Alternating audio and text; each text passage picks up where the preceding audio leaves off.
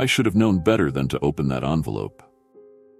It wasn't just the elegant handwriting on the front, or the way the parchment smelled faintly of lavender and something metallic.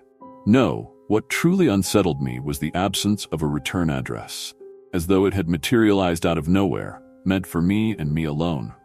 The handwriting spelled out my name, Evelyn Park, in a way that felt intimate, almost knowing, like the sender understood far more about me than I wanted them to.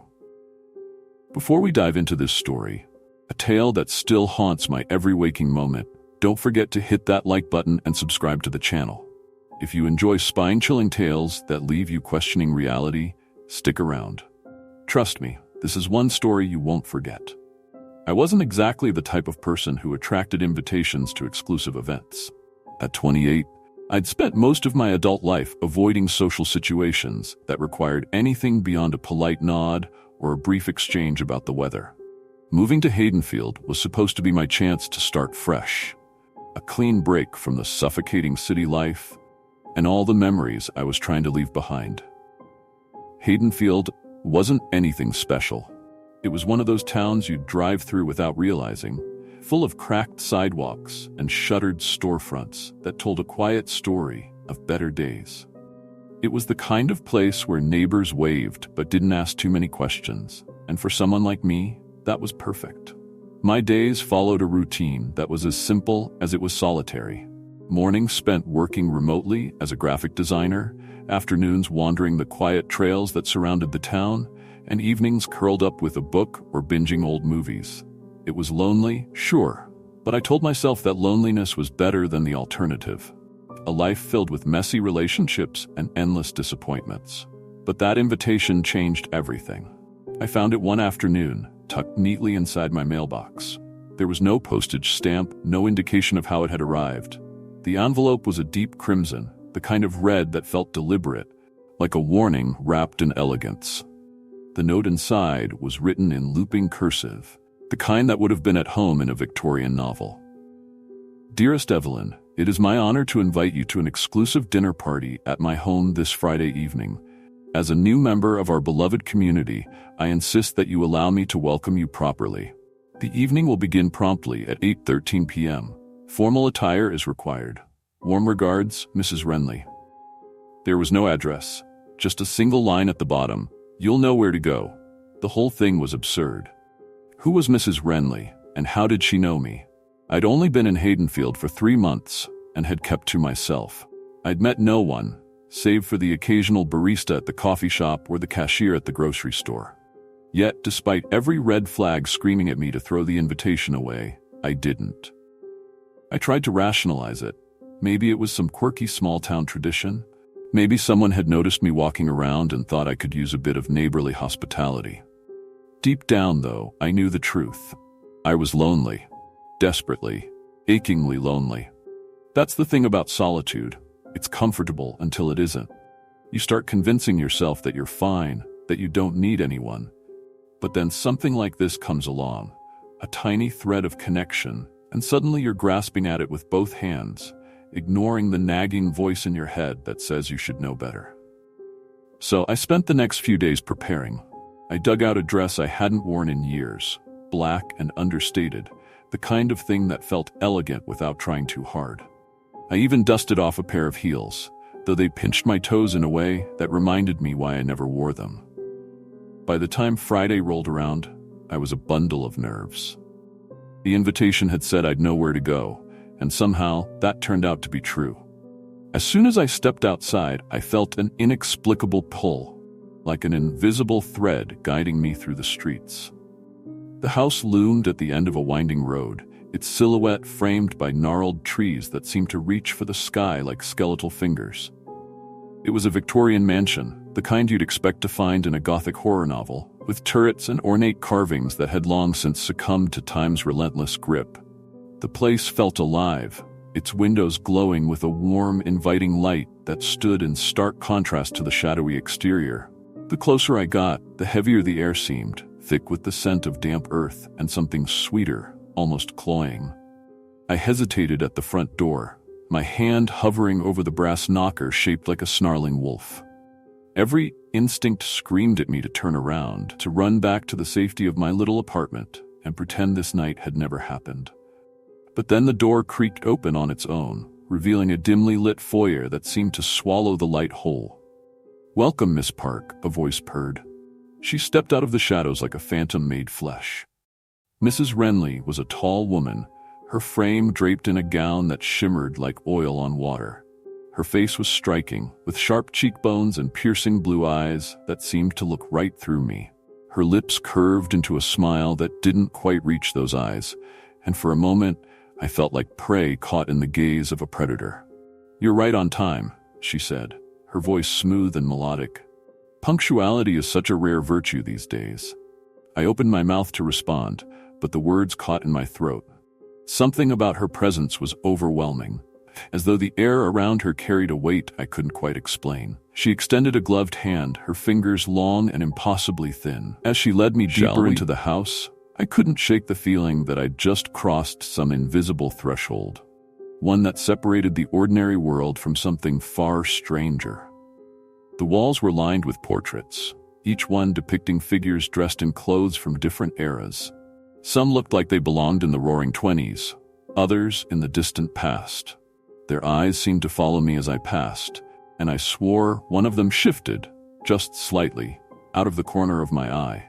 The dining room was a masterpiece of opulence, with a long table draped in crimson cloth and set with gleaming silverware that reflected the flickering candlelight. The chairs were ornate, carved from dark wood that gleamed as though freshly polished. But what struck me most was the absence of other guests. The table was set for more than a dozen, yet every seat remained empty. "Where is everyone?" I asked, my voice barely above a whisper. Renly's smile widened. "Patience, my dear. All will be revealed in time." And that's when I noticed it. A faint whisper, so soft it was almost imperceptible, like the rustling of leaves on a windless night. It seemed to come from everywhere and nowhere, filling the space with a presence that made my skin crawl. Mrs. Renly glided to her seat at the head of the table, her movements almost too fluid, as though her feet barely touched the ground.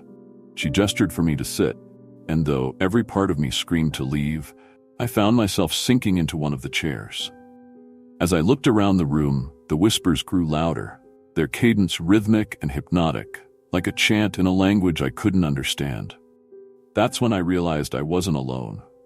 There's something unsettling about the silence that lingers too long, the kind that presses against your ears until even your own heartbeat feels like an intruder. That was the kind of silence that filled Mrs. Renly's dining room.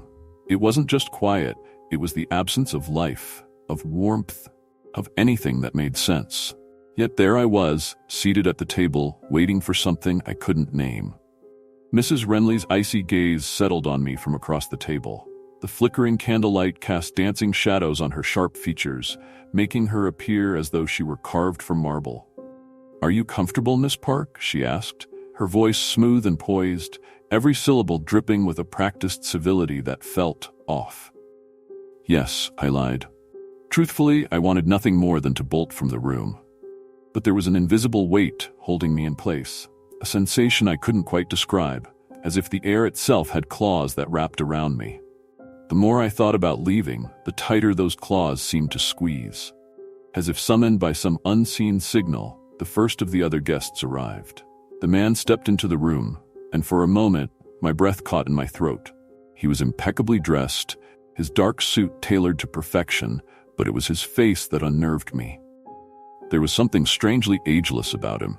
His skin was pale and smooth, yet his eyes carried a heaviness that didn't match the rest of him. They were the eyes of someone who had seen far too much. "Ah, Mr. Ashcroft," Mrs. Renly greeted him warmly, punctual as always. He gave her a slight bow before taking the seat nearest to me. As he sat, his gaze flicked to mine, and I felt a cold shiver run down my spine. There was something predatory in that look, something that made me instinctively avert my eyes. "Miss Park, this is Mr. Ashcroft," Mrs. Renly said, gesturing between us. "One of my most esteemed guests." "A pleasure," he said, his voice low and velvety, though the words felt hollow, like they were rehearsed rather than genuine. "Nice to meet you," I murmured, though I didn't mean it.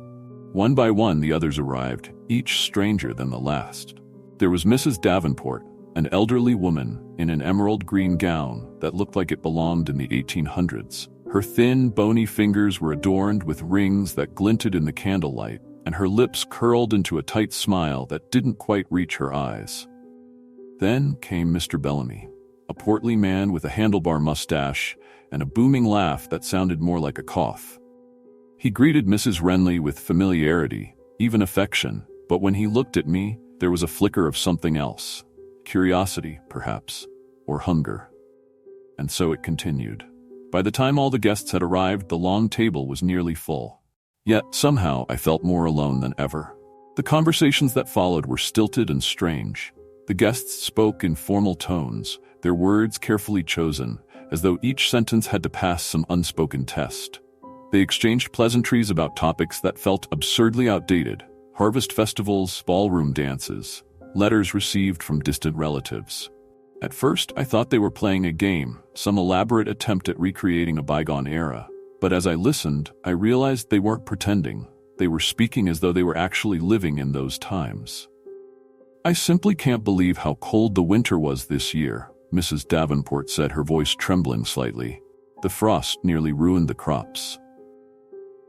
"It was nothing compared to the great blizzard of '08, Mr. Bellamy replied, stroking his mustache. I frowned. "You mean 2008? I asked, my voice hesitant. Every head at the table turned toward me in unison. The silence that followed was deafening, and for a moment, I thought I'd said something unforgivable. Mr. Bellamy chuckled nervously, breaking the tension. "Ah, yes, of course, a slip of the tongue, my dear." But the way he said it didn't convince me. The food arrived soon after, carried in by silent servers who moved with mechanical precision. They didn't speak or even make eye contact, their faces blank and expressionless. The dishes they placed before us were exquisite, the kind of fare you'd expect at a Michelin-starred restaurant. Roasted meats that glistened in the light, vegetables arranged in intricate patterns, desserts so delicate they looked like works of art. But there was something wrong. The meat had a peculiar sheen, as though it had been polished. The vegetables were a little too vibrant, their colors unnaturally vivid. And the desserts, while beautiful, emitted a faint, almost chemical odor. "Dig in," Mrs. Renly urged, her smile as sharp as a blade. I hesitated, staring down at the plate in front of me. The fork in my hand felt heavy, and my stomach churned with unease. "Aren't you hungry, Miss Park?" Mrs. Renly asked, her tone laced with feigned concern. "I'm just not used to such fancy meals," I said, forcing a smile. The other guests began to eat, their movements strangely synchronized. I watched as they raised their forks in unison, their hands moving with the precision of a well-rehearsed dance. It wasn't until I glanced at Mr. Ashcroft that I noticed something chilling. He wasn't eating. His fork hovered inches from his mouth, but he never took a bite. Instead, he watched me, his unblinking eyes fixed on my every move. "Go on," he said, his voice barely above a whisper. "It's quite nourishing." Something about the way he said the word sent a jolt of fear through me. I put the fork down, my appetite completely gone. The rest of the evening passed in a haze of discomfort. The guests continued their strange, stilted conversations, their laughter brittle and hollow. Every now and then, I caught them stealing glances at me, their expressions unreadable. By the time the clock struck 9, I was counting down the minutes until I could leave. But as I shifted in my seat, preparing to excuse myself, Mrs. Renly spoke. "Shall we retire to the drawing room?" she suggested, rising from her chair with a grace that seemed almost inhuman. The others followed suit, moving in perfect unison. I hesitated, unsure whether to join them or make my escape. But before I could decide, Mrs. Renly's icy gaze locked onto mine. "Miss Park," she said, her tone leaving no room for argument. "You simply must join us." I followed them into the drawing room, a grand space filled with antique furniture and walls lined with bookshelves. A massive fireplace dominated the room, its flames casting eerie shadows that danced across the ornate wallpaper. The guests settled into their seats, forming a loose circle around the fire. I took a chair near the edge, hoping to keep my distance. Mrs. Renly stood in the center of the room, her hands clasped in front of her. "Now," she began, her voice calm yet commanding, "let us welcome our newest guest properly." My heart began to race as every eye in the room turned toward me. "Miss Park," Mrs. Renly continued, her smile widening. You are not here by chance. Tonight is a special night, one that we have awaited for quite some time. I opened my mouth to respond, but no words came out. The air in the room seemed to thicken, pressing down on my chest. Mrs. Renly's smile deepened. Welcome to the circle, my dear. I do hope you'll stay. For eternity. The room's oppressive atmosphere felt like it had been cranked up tenfold as soon as Mrs. Renly uttered the word eternity. My pulse quickened, my skin prickling, as though the room itself was watching me. The flames in the fireplace flickered unnaturally, casting warped shadows on the faces of the other guests, their gazes fixed on me with a mix of curiosity and something darker. I tried to force a smile, a polite nod, anything to keep the facade that I was still in control of myself, even as my instincts screamed to run. I appreciate the invitation, I said, my voice trembling, but I'm afraid I don't quite understand. Oh, you will, Mrs. Renly replied smoothly, her eyes gleaming with an unsettling glint. The other guests nodded in eerie unison, their movements as synchronized as if they were puppets controlled by the same unseen strings. Shall we begin? Mrs. Renly asked, as though we were about to play a game. The others murmured their agreement. Without hesitation, they reached into their pockets, producing strange, ornate objects. Small mirrors, antique keys, and polished stones etched with runes I didn't recognize. Each item seemed to shimmer faintly, catching the firelight in ways that didn't feel natural. What's going on? I asked, my voice sharper now. Patience, dear, Mrs. Davenport said, her tone dripping with condescension. You're about to see something truly remarkable. Mrs. Renly stepped forward, her movements graceful yet unnatural, like a dancer moving to music only she could hear. She gestured toward the fireplace, and the flames surged, illuminating a painting above the mantel that I hadn't noticed before. It was an enormous portrait, framed in gold, depicting a scene that sent a chill down my spine. A lavish feast was laid out on a long table, surrounded by shadowy figures whose faces were smudged and indistinct. But in the center of the painting was a woman, Mrs. Renly. She sat at the head of the table, her expression serene, her gaze piercing even through the canvas. The painting was unsettling enough, but what truly unnerved me was the table. It looked almost identical to the one we had just left. Do you see it? Mrs. Renly asked, her voice a low murmur. See what? I asked, though I already knew the answer. You're part of it now, she said, her smile widening. This is not merely a dinner party, Miss Park. It is a tradition, a ceremony, and tonight you are our honored guest. The words sent a jolt of fear through me, but I forced myself to stay calm. I didn't agree to be part of any ceremony, I said firmly. I'm not. You don't have to agree, Mr. Ashcroft interjected, his velvety voice cutting through mine. The invitation was enough. I turned to him, my voice rising in anger. What does that even mean? I don't know any of you. I don't belong here. For the first time, Mr. Ashcroft's composure faltered.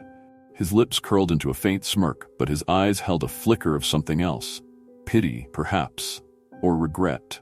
None of us did, he said quietly. Mrs. Renly clapped her hands once, the sharp sound echoing through the room. Enough chatter, she said. Let us proceed. The guests began to move, forming a circle around the fireplace. I remained seated, frozen in place, my mind racing as I tried to piece together what was happening. Join us, Miss Park, Mrs. Renly said, her tone polite yet commanding. No, I said, my voice trembling but resolute. Her smile never wavered. I wasn't asking. Before I could react, the room seemed to shift around me. The air grew thick and heavy, pressing against my chest like an invisible weight. The shadows on the walls lengthened and twisted, curling toward me like grasping fingers. I stumbled to my feet, panic surging through me.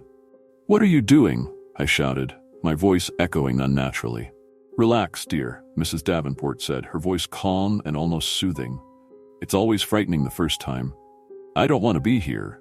I yelled, backing away from the circle. But you are, Mrs. Renly said, stepping closer. And there's no leaving until the night is complete.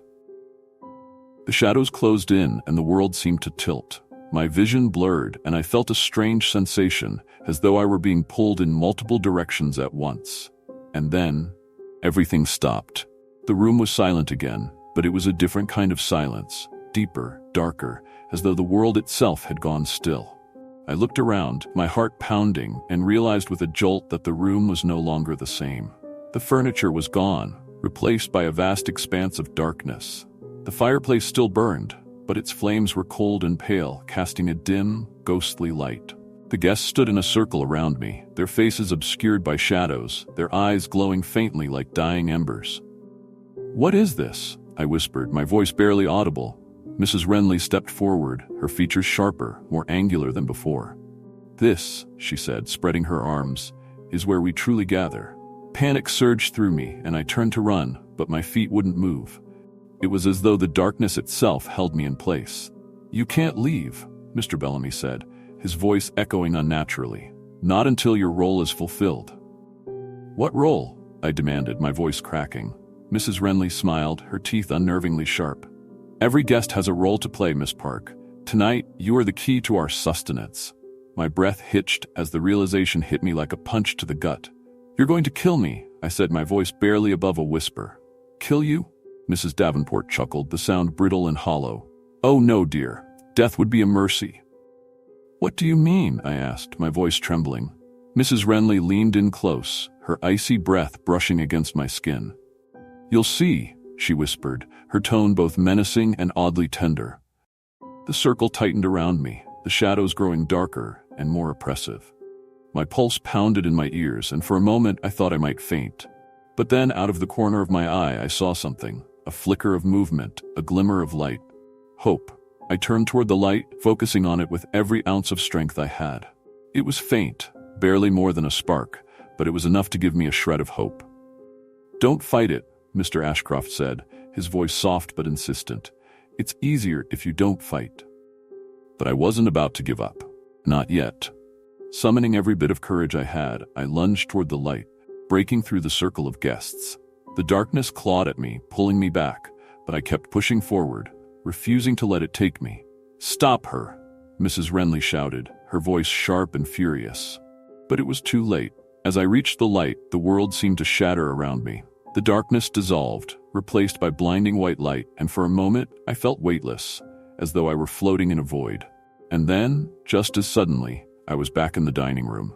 The table was set, the candles burned brightly, and the guests were gone. All except one. Mr. Ashcroft sat at the far end of the table, his expression unreadable. "Congratulations," he said softly. "You survived the first night." The dining room shimmered like a mirage, its polished surfaces and warm candlelight clashing against the icy terror still gripping my chest. I stood in stunned silence, my breath shallow and rapid. The ornate table, the flickering candelabras, and the rich scent of aged wine should have been comforting, but they weren't. Not after what I had just escaped, or thought I'd escaped. Mr. Ashcroft sat at the far end of the table, his piercing gaze locked onto me. His presence, as immaculately composed as ever, felt both familiar and alien. He wasn't quite the same as the others, but he wasn't like me either. "I survived?" I echoed, my voice hollow and trembling. He inclined his head slightly. "Yes, but survival isn't the end of the game, it's only the beginning." The weight of his words pressed down on me like a physical force. My knees buckled, and I collapsed into the nearest chair, gripping the edge of the table as though it might anchor me to reality. "I don't understand," I whispered. "That much is clear," Mr. Ashcroft replied with a faint smile, though there was no humor in it. He leaned forward, his hands folded neatly on the table. "Allow me to enlighten you." As he spoke, the room seemed to shrink, the space around us folding inward until it was just the two of us in a bubble of unnatural stillness. "This place, this house, this gathering, is not bound by the rules you know," he began. "It exists outside of time, outside of life. It is a nexus, a bridge between what was and what could be." His words sounded rehearsed, like he had explained this countless times before. "And the people?" I asked, my voice sharper than I intended. "Mrs. Renly, Mr. Bellamy, the others, what are they?" "They were once like you," he said, his gaze unwavering. "Invited here under the guise of civility, drawn by the promise of something extraordinary. But this place changes people, shapes them. They are no longer bound by the limitations of mortal existence." "Then why am I here?" I demanded. "What do they want from me?" A flicker of emotion crossed his face, regret perhaps, or pity. "You were chosen," he said simply. "For what? For the feast." The word hung in the air, heavy and ominous. My stomach churned and I gripped the table harder, my nails digging into the polished wood. What does that mean? I asked, though part of me didn't want to know. The feast is the foundation of this gathering, he explained. It sustains the guests, binds them to this place, and ensures their continued existence. But it requires a centerpiece, someone to anchor the ritual. I stared at him, the pieces slowly falling into place. You mean a sacrifice? I said bitterly. Not in the way you think, he replied. Death is not the goal. The feast is not about ending life. It's about transforming it, about taking what is ordinary and making it eternal. I shook my head, my mind racing. That's insane. Perhaps, he admitted, but it is the truth. I leaned back in the chair, my hands trembling. And what about you? I asked. What's your role in all of this? His expression darkened, and for the first time, I saw a crack in his calm demeanor. I am both a guest and a prisoner, he said quietly. I came here years ago, much like you, and I have yet to find a way out. You mean there's no escape? There is always a way, he said, though his tone was laced with doubt. But it is not without cost.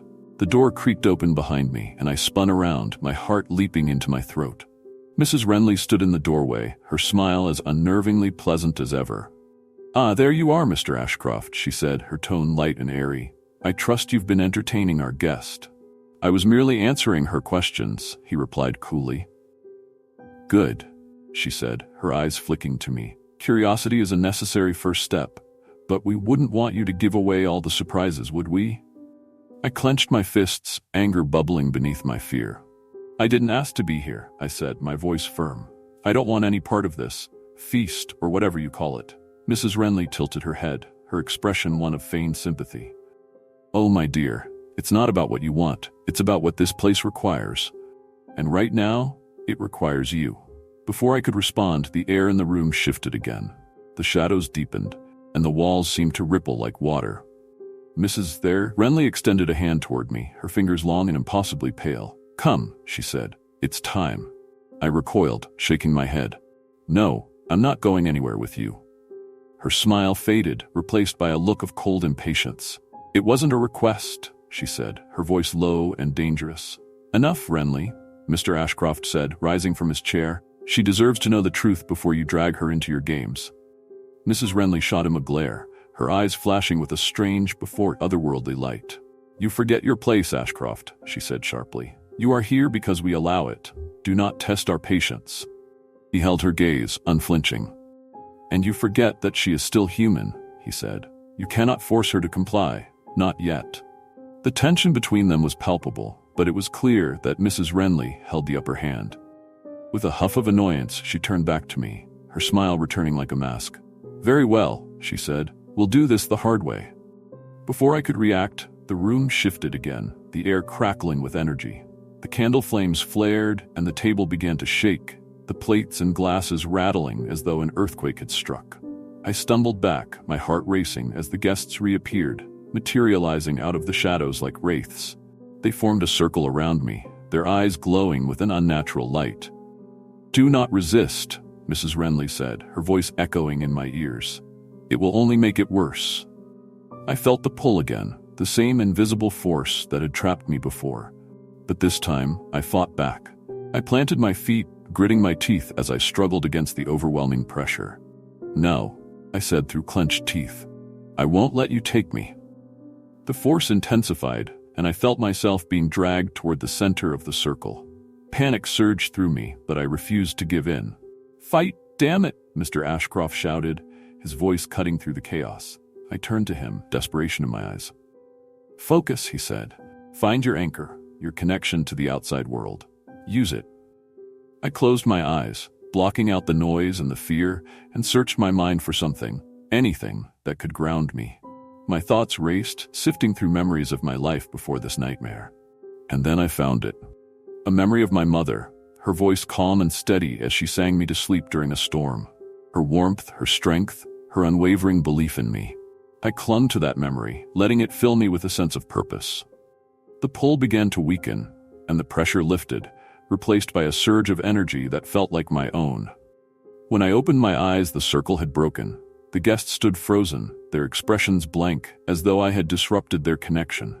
Mrs. Renly stared at me, her face twisted with anger and disbelief. What have you done? She hissed. I'm not yours to take, I said, my voice steady.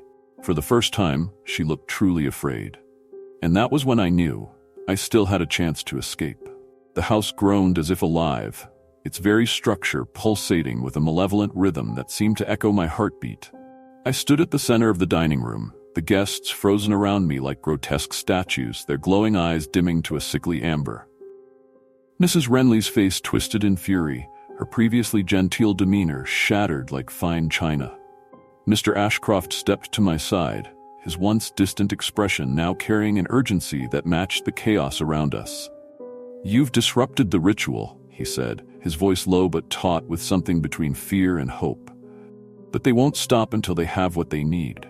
"And what is that?"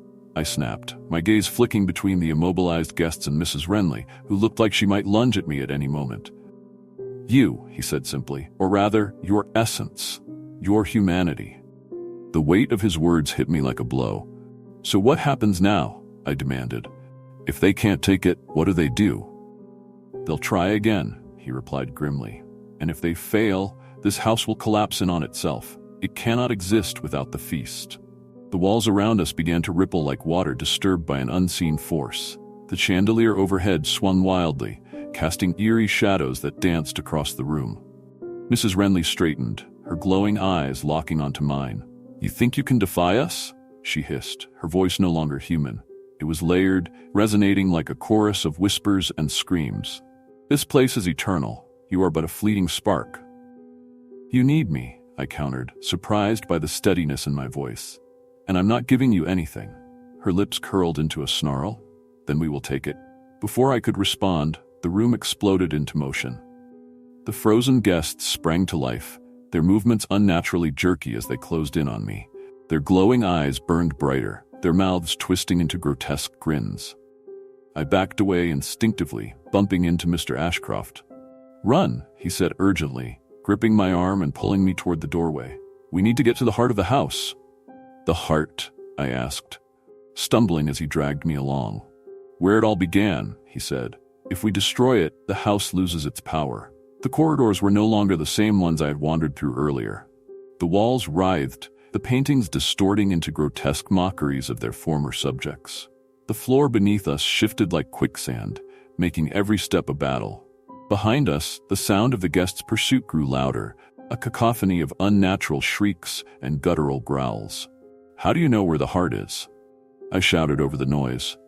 "I've been here long enough to learn its secrets," he replied, his voice tight with concentration. "But I've never had the strength to confront it." "Why now?" I asked, glancing back to see the mob gaining on us. "Because you've given me a reason to fight," he said simply.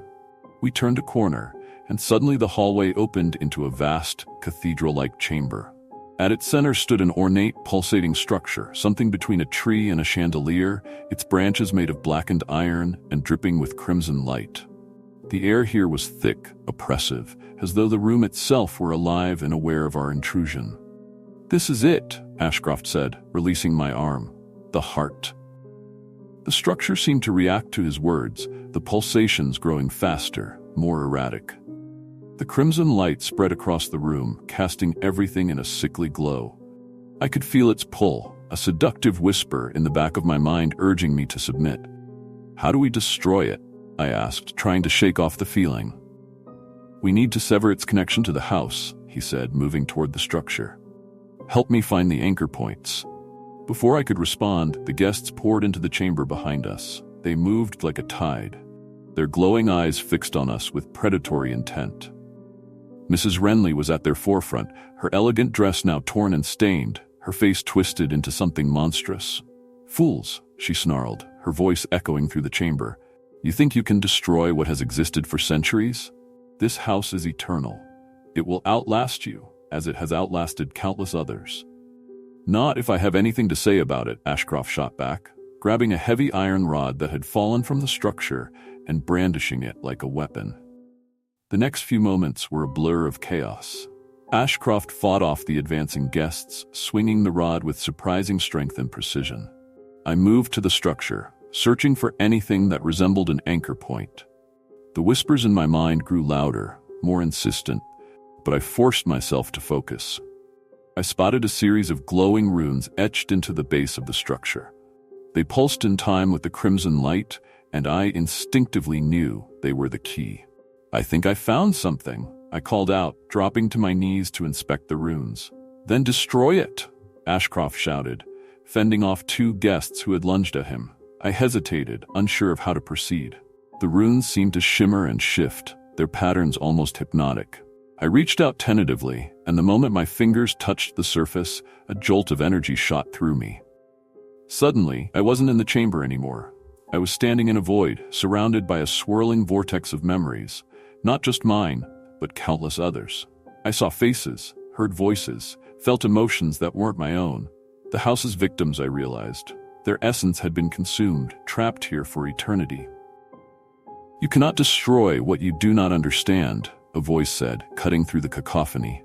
I turned to see Mrs. Renly standing before me, her form more ethereal now, her glowing eyes fixed on me with an unsettling intensity.